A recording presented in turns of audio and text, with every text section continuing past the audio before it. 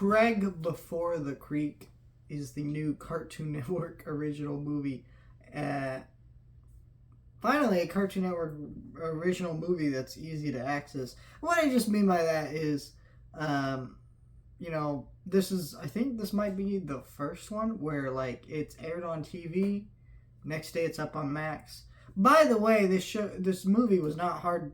For a brand new movie, right? This movie was actually hard to find on Max. Because I looked it up on Max. I typed in Craig. And only the series came up, like Craig of the Creek. And then I typed in Before the Creek, and then the movie came up. But, like, that's not how search engines are supposed to work. I'll start typing in a little bit of the title on Netflix, and the title will show up. Like, I don't know.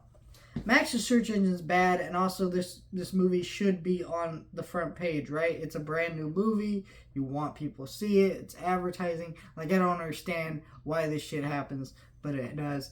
I guess we'll talk about my relationship with this show that this movie is based on. I've never seen the series. I mean, I know of it. I've been, like, I think I've come home from school or something, and my siblings were watching it, or went over to a grandparents' house and they were watching, the grandkids were watching TV and it was on, right? Or was at a doctor's office. I think I remember things like that. But other than that, I, like, never specifically sought out the show and watched the show, only because, like, for me, I'm not a, like, newer Cartoon Network fan, in the sense that I do still like animation. I've never really had that phase that some people do where they grow out of animation stuff. I've never been that. But for me, Craig of the Creek just never caught my attention, so I just never got into it. And, like, a lot of newer Cartoon Network shows just don't grab my attention because it does feel like they're skewing more and more towards kids and not just shows that appeal to everyone like a lot of their older shows used to do. So, and after watching this movie, I could say I probably missed out, because this is a really good movie. I will say, if you have seen the show, you will definitely get more out of it. However, you can still immensely enjoy this movie as a standalone adventure movie, because it's got a pretty easy to understand through line. You don't need to understand any backstory of the show or anything like that. Where Craig is moved with his family and he discovers this creek and he just wants nothing to do with it because of these pirates going around. But then he finds this old book in his house from a person named Hannah, who's trying to find this map to, like, this wishing star type deal or whatever.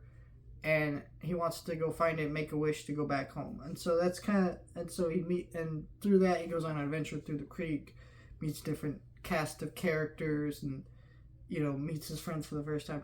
And what I do like about this movie is, yes, it is a prequel, but it's not one of those annoying prequels where they literally sit there and they go, "That's the thing! Remember that thing?" Like, they literally stop the movie or show to point out that this is the thing that is the thing from the other thing. Because there was definitely stuff, even though I hadn't watched the show, that I could tell, oh, like, that, this is where he meets his friend, or whatever this.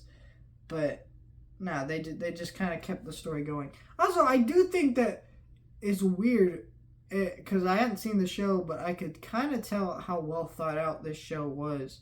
Because nothing here feels like it was just added on bullshit. Like, it feels like it all made sense in the universe of the show in a way, which is really cool. And yeah, the animation in this movie is great for it's not like, theater worthy animation, but for a Cartoon Network show, animation's great because it's super expressive. There's great lighting, there's great poses, it all works really well, and it's super fun in this movie. And I liked all the characters. I liked their dynamics, and I thought I kind of got into the emotions of all the characters and stuff.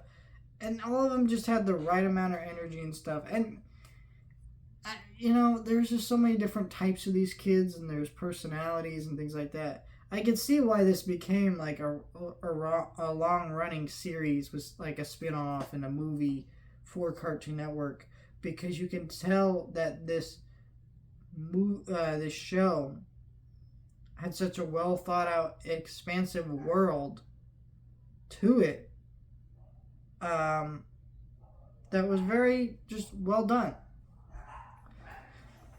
and I really appreciated that.